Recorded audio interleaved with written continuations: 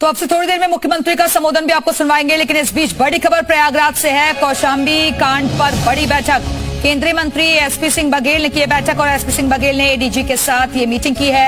SIT गठित कर जांच के निर्देश दे दिए हैं। पुलिस को जांच के सख्त निर्देश दिए गए हैं। पीड़ित परिवार को पुलिस सुरक्षा के निर्देश दिए गए।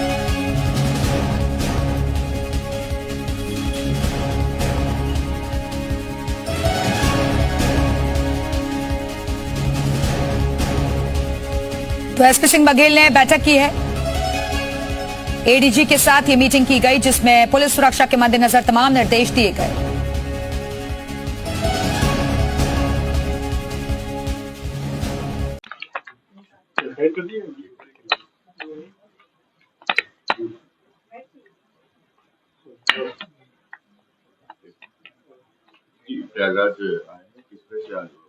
प्रयागराज आने का कारण है, आपको पता ही है कि एक घटना हुई है, एक समाज की बच्ची के साथ रेप हुआ है। तो उसमें एडीजी साहब को बुला करके और पूरी घटना की जानकारी दी और कुछ बताया गया है कि एक भूप नारायण पाल जो प्रधान हैं, उनको एफआईआर की गई है और शुरू में एफआईआर 302 की है। पहली बात तो यहाँ इंटीग्रिटी डाउटफुल होती है। पुलिस का धन्यवाद, आभार कि उन्होंने उसको अमेंडमेंट ऑफ द सोसाइटी में कन्वर्ट किया है, वरना शुरू में 302 लिखी गई थी। नंबर 2 बात, भूप नारायण पाल जो हैं वो घटना के एक दिन पहले, और घटना के एक दिन पहले का महत्व नहीं होता, घटना के समय यहाँ से 700-800 किलोमीटर दूर पानीपत में पाए गए हैं। तो वो सीसीटीवी और सीसीटीवी के अलावा जो कोर्ट एविडेंस एक्ट में एडमिसिबल है, उनकी सीडीआर निकाल ली जाए और लोकेशन यहाँ नहीं है तो उसका नाम निकाला जाए। एक धर्मेंद्र पाल करके लड़का है, उसकी 4 किलोमीटर दूर उसका गांव है, उसकी भी सीडीआर निकाली जाए, यदि नहीं है तो उसका नाम निकाला जाए। तो जो कौशाम्बी पुलिस ने एक नोटिस जारी किया है जिसमें इनाम घोषित किया गया है। जब वो व्यक्ति घटनास्थल पर रहे ही नहीं है तो इसके लिए उस नोटिस को वापस लेना चाहिए। नंबर 3, मेरी डिमांड है कि एसआईटी के द्वारा, थाना पुलिस पर एतवार नहीं है वादी को, इसलिए एसआईटी के द्वारा इन्वेस्टिगेशन किया जाए। नंबर 4 बात है कि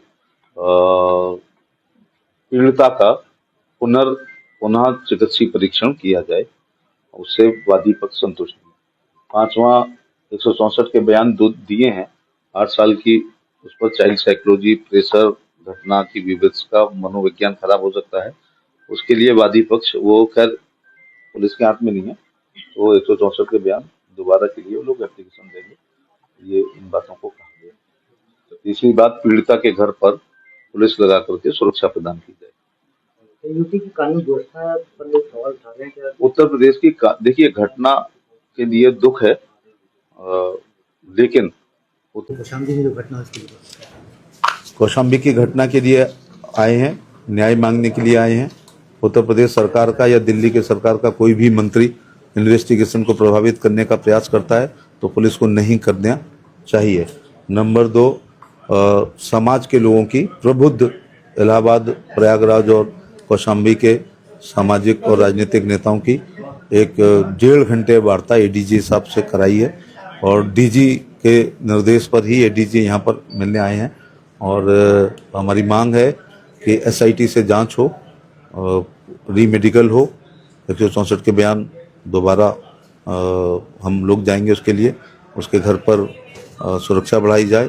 भूप नारायण पाल जिनको मुख्य अभियुक्त बनाया गया है, कौशाम्बी पुलिस को इतनी जल्दबाजी नहीं करनी चाहिए, किसके प्रेशर में कर रहे हैं, उन्हें क्षमा भी मांगनी चाहिए कि जिस व्यक्ति के ऊपर वो अवार्ड घोषित कर रहे हैं वो घटना वाले दिन पानीपत में पाए जा रहे हैं, जो कि 800 किलोमीटर है। उनके पास चार्टर प्लेन नहीं है कि वो आके घटना करके वापस चले गए, तो उनका नाम निकाल देना चाहिए। और इसी प्रकार से एक धर्मेंद्र पाल लड़का है, शायद उसकी भी लोकेशन वहाँ नहीं पाई जाती है। ये योग वादी का बयान और गवाहों के बयानों से नहीं चलेगा, ये साइंटिफिक एविडेंस से इन्वेस्टिगेशन होना चाहिए, जिसमें उनकी सीडीआर वगैरह भूप नारायण पाल की देख लेनी चाहिए और अविलंब उनका नाम इसलिए निकाल देना चाहिए एविडेंस के आधार पर। एसपी सिंह बघेल कह रहा है इस बात पे नहीं, या दूसरे कोई मंत्री कह रहे हैं, एविडेंस क्या, ये देश कानून से चलेगा, ना कि डेमोक्रेसी में कानून चलेगा, मोबोक्रेसी नहीं चलेगी, भीड़ तंत्र नहीं अखिलेश चलेगा। यादव इस बात को लेकर के कह रहे हैं कि दोनों डिप्टी से हम आपस में 48 डिग्री में आ तो नहीं रहे हैं, कोई डेलीगेशन जरूर भेजेंगे, ऐसा मेरा अंदाज है।